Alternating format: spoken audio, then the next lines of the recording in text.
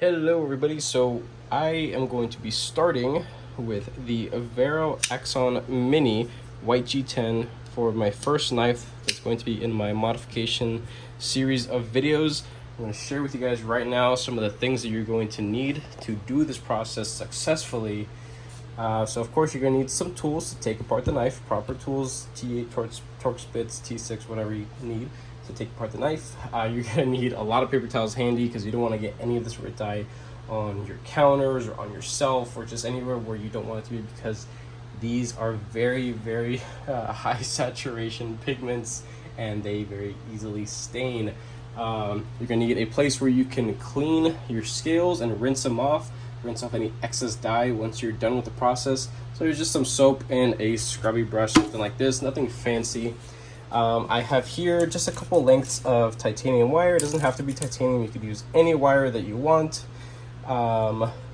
just to submerge it in, but also not, lose the lead, to be able to, pull it out of the mason jar, and I'll show you that in a sec. I have water boiling already, and these are some assortment of colors that I have from the RIT synthetic brand. So here we have sapphire blue, peacock green, tropical teal, petal pink, daffodil yellow, eggplant, rose quartz, frost gray, which really isn't gray, it's more kind of like a greenish brown. It's kind of weird. And then real teal, it's just a mix of what I made myself. So I'm going to be doing that knife teal because that is my favorite color.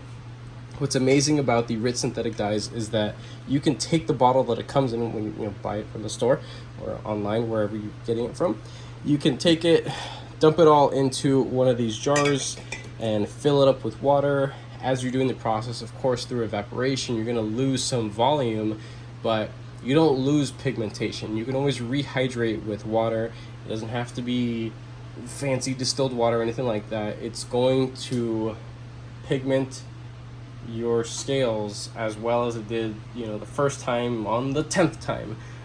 It's really fun doing this kind of stuff. It can get a little bit messy, so you might want to wear gloves. Me personally, and just whatever, I don't really care, but it would be a good idea because some of these colors, they can very easily stain your clothes. You're not going to want to be wearing anything fancy while doing this. I'm in basketball shorts and a ratty muscle shirt that has a bunch of bleach stains on it from I don't even know what. We're going to go ahead and start with the disassembly of the knife.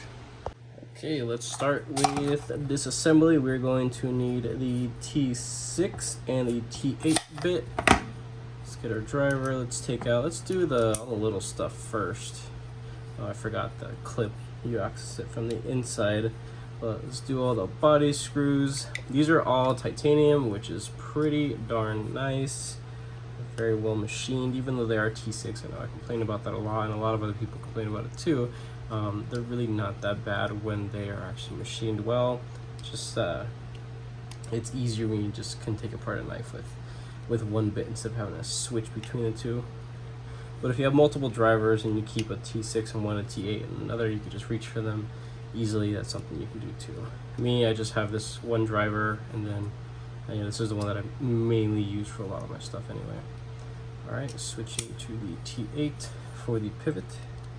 Access through on the left side. This knife should come apart very easily. There it goes. That is one scale, and as you can see, there is a good bit of oil and debris, things like that. We will set this aside to clean. And then the pocket clip is accessed from the inside with what am I doing? T6 also.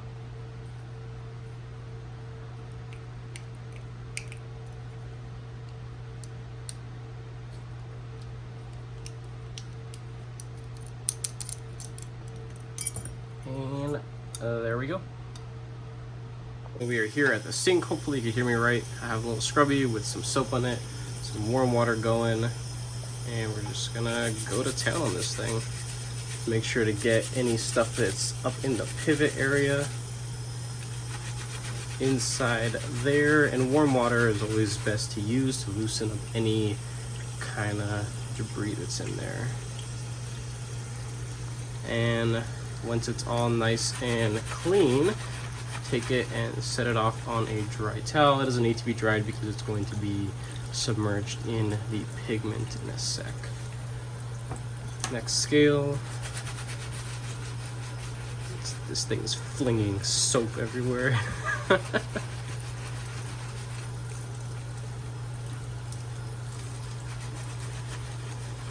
I honestly haven't used this knife a whole lot with the white scales, but it did get a little grimy from me taking it to work. My hands get pretty freaking filthy at work, and I'm not the biggest fan of using gloves because I can't seem to get a good grip with most nitrile or latex gloves, things like that. So you see little dark marks and things like that that aren't coming off after the second or third scrub. Don't worry about it, it's on the inside, you're not going to see it anyway. And if you are doing this like in your sink and you do what I just did, make sure that your sink is actually clean, because any food, oils, or things like that could actually mess up the scale just a smidge. That is pretty much it. These guys are nice and clean. The next step here, once your water in your little pot is boiling, you take your mason jar. Be a little cautious about filling it too much because it may spill over, but because this is going to be boiling for a while, a lot of it will evaporate out, and the actual volume level in the jar should be plenty for me to submerge the scales fully. So we'll just wait for that to get up to temperature.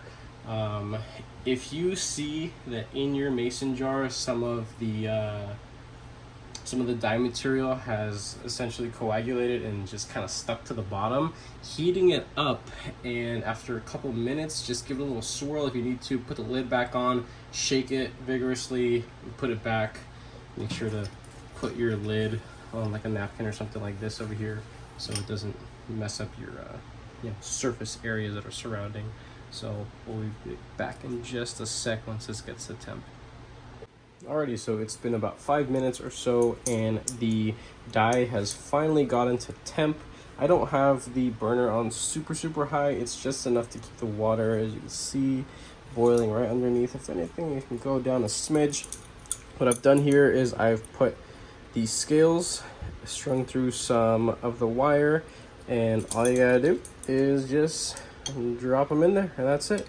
And you don't have to go fishing for it or nothing, because the length of wire, it's long enough for you to go reach it with your hands. You don't need tongs or anything fancy like that, because the titanium wire doesn't transfer much heat at all from from being in there.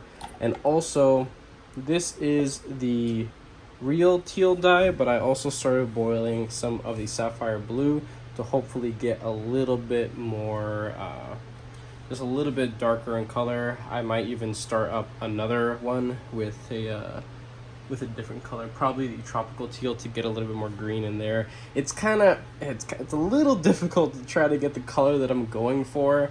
If you guys remember the Urban EDC F5.5 that I did with white G10, that one came out more green than blue, but I still love that knife.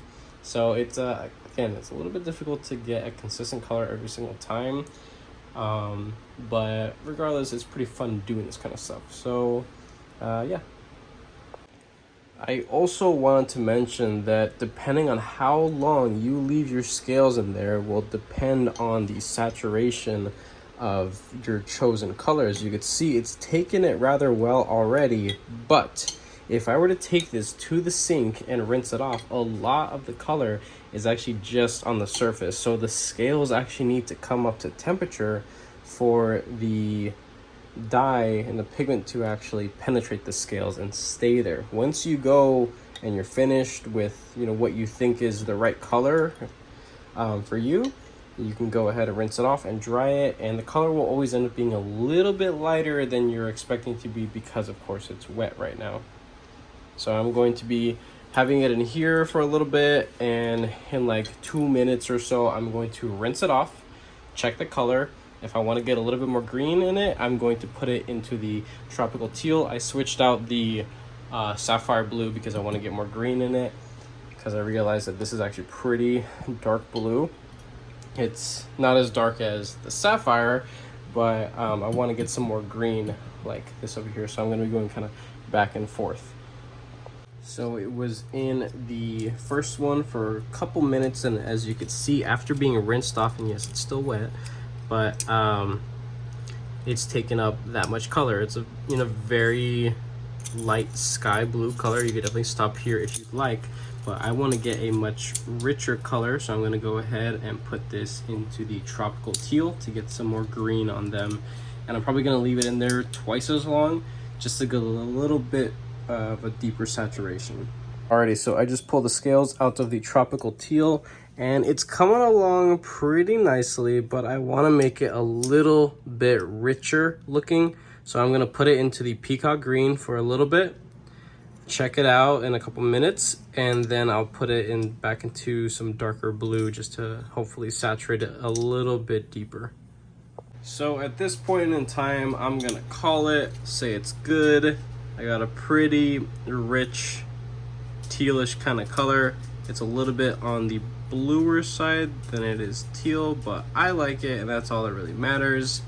I had to go back and forth between 3 different colors. As you can see here on the napkin, there was the tropical teal, then there was a sapphire, and then there was a peacock green to achieve, the specific color and saturation that I like. Now, even then, these colors can still kind of mute out just a smidge. So what we're gonna do is make sure that there isn't any residual dye left on these, because you don't want to take this, reassemble it, and put it back in your pocket and realize that your pant pocket lining is changing color because of this. So we're gonna go ahead, give these guys a little scrub, make sure that they are 100% dry, and then reassemble, and I will show you guys the finished product. You don't really need to see the reassembly on this. It's pretty straightforward. It's like reassembling any other knife. Well, that's it, just a light little scrub, nothing fancy. And yeah, but key thing to remember here, make sure your scales are 100% dry before you go to reassemble, just to avoid any possible corrosion to any steel components. So I'll be back in just a sec. Alrighty, so this is the finished product, all reassembled.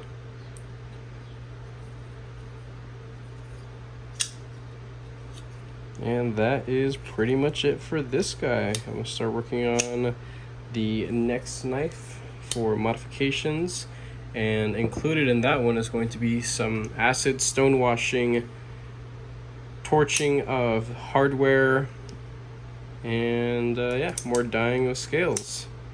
So look forward to that video. I hope you guys enjoyed this little modification video of mine. There are more to come in the near future.